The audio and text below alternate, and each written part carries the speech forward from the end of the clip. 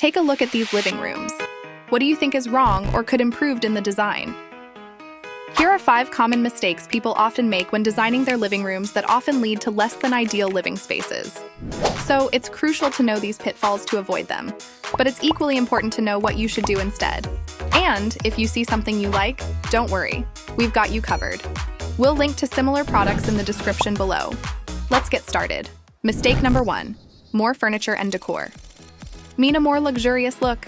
You might think that filling your room with lots of furniture and decorations gives it a more luxurious look, but this can actually make your space feel small and messy. It's a mistake to believe that every corner needs something in it to look good.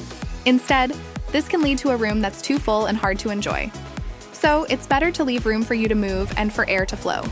This means you should try a bit of minimalism. This doesn't mean your room should be almost empty. It's about getting the balance right. For example, in the living room, make sure there's enough space between your sofa, coffee table, and other things so you can walk around easily. Doing this makes the room work better and feel bigger and fresher. Mistake number 2, furniture needs to push against the walls to maximize space. It's a common belief that pushing furniture against walls makes a room look bigger. This strategy might indeed create more open space in the center, but it can also lead to a less inviting atmosphere. Such an arrangement can make conversations difficult as people are spread out too far apart. Instead of sticking furniture to the walls, consider arranging it in a more interactive and intimate layout. A good way to do this is to position chairs and sofas to face each other, fostering a sense of community and closeness. This approach is particularly effective in a living room setting. Imagine pulling your sofa and armchairs away from the walls, creating a cozy circle or a welcoming U-shape. You could even add a central coffee table to anchor the arrangement and provide a convenient spot for drinks or decor. This not only makes the room look more cohesive, but also encourages people to gather and engage in conversation. Mistake number 3, relying on a single light source. Many people believe that a single light source is enough for any room. However, lighting plays a crucial role in setting the right mood and ensuring functionality. Relying solely on one overhead light often leads to harsh shadows and a dull atmosphere, which can make a space feel uninviting and uncomfortable.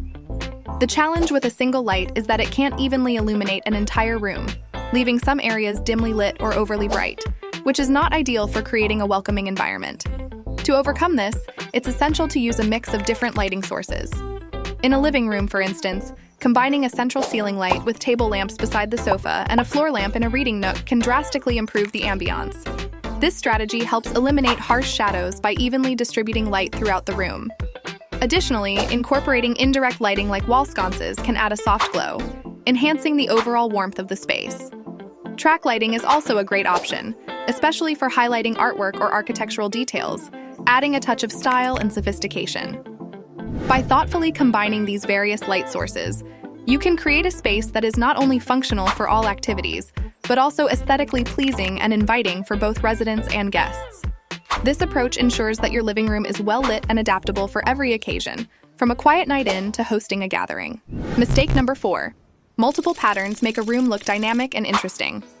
It's a common belief that using lots of different patterns in a room makes it look lively and interesting. But if you use too many patterns, it can make the space feel messy and too busy. The trick is to use patterns, but do it carefully. A good way to use patterns is to pick ones that match in color and mix them with solid colors.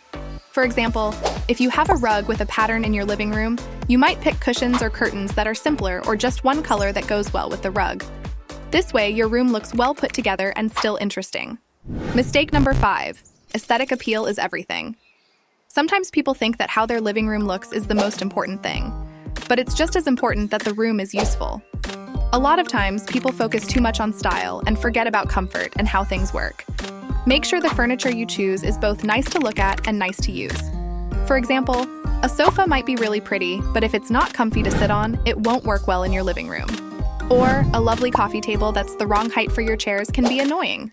Always try out furniture before you buy it to make sure it looks good and easy to use. Designing a living room is not just about how it looks, but also how it feels and works for you. Remember, the key is to create a space that balances style, comfort, and function. Don't overcrowd your room with too much furniture or decoration. Arrange your seating thoughtfully. Use multiple light sources to enhance the ambiance. Mix patterns smartly. And prioritize both aesthetics and practicality in your furniture choices. By avoiding these common mistakes, You'll create a living room that's not only beautiful, but also a comfortable and enjoyable place to be in. Keep these tips in mind, and you're sure to create a space you'll love spending time in.